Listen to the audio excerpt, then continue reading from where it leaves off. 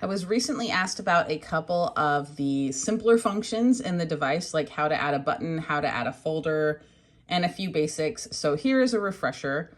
If you want to add a button or a folder, you click this pencil icon.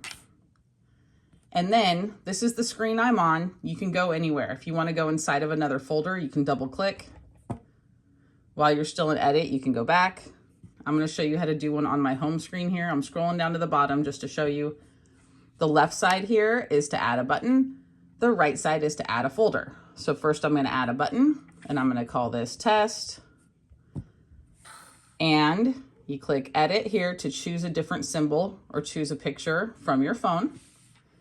Over here, you can change the button features like the color, the word kind, which is really, really important. Please make sure you always set the word kind for your buttons to be appropriate.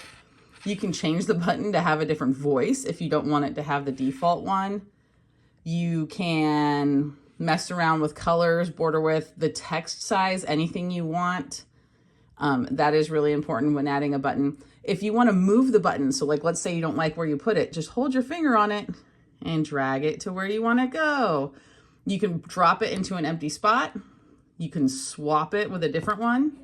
Or depending on the type of folder you have, you can actually put it in between other buttons. So for example, in things, if I wanted to make this video button go up here between those two, that's how you do it. To add a folder, it's very similar to adding a button, except you click on the right-hand side, not the left-hand side. You can either create a brand new folder from scratch. You can link to an existing folder. So like if I want to have the same folder in multiple locations, or I can duplicate an existing folder. You would want to do that if you want to change it up and you don't want to have any changes take effect in multiple locations. I rarely ever do that.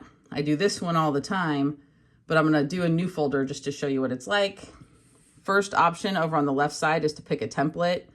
You can look at all the different template options if you want. A lot of times, especially if it's for special interests, I don't use a template.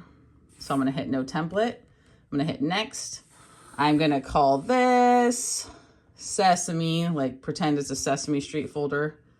I can scroll down here and pick an image. I can say if I want it to be in a pop-up or not. A pop-up would mean that anytime someone goes on the folder and pushes a button, it pops back to the previous page and it kind of has a funky layout. You can also do manual layout.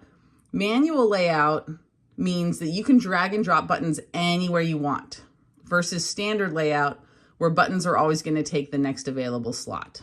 So I'm just going to hit that. Here's my new Sesame folder. If I want to go inside and start adding characters, I just double click and I start adding characters. So I'm going to hit Elmo. I'm going to hit, Big Bird. And especially when it's a special interest folder, like what I do for my kid, I'll change the folder properties. So not the button, I'll go into the folder and I will change the grid size to be like something with bigger buttons because my kiddo loves that. And I might even change the background color of the folder to make things stand out more. Doesn't have to happen. I'm just showing you guys what can happen. I have a lot of other options in different videos I've posted, but this is like a quick lesson in how to do this.